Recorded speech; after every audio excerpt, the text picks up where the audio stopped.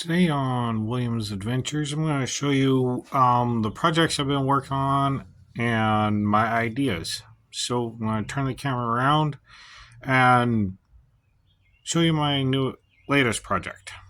Alright, so what I started off with is this.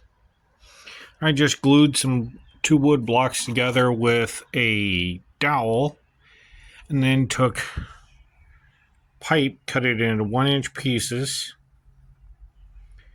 and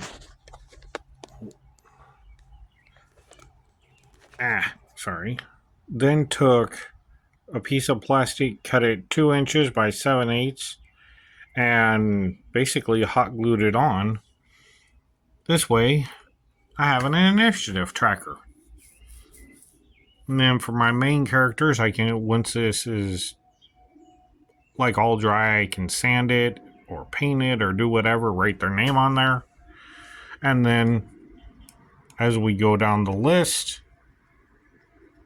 we can just like move these off like that. And it's really simple.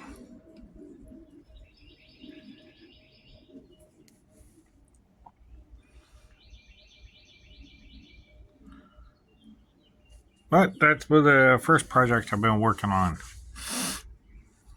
So there we go.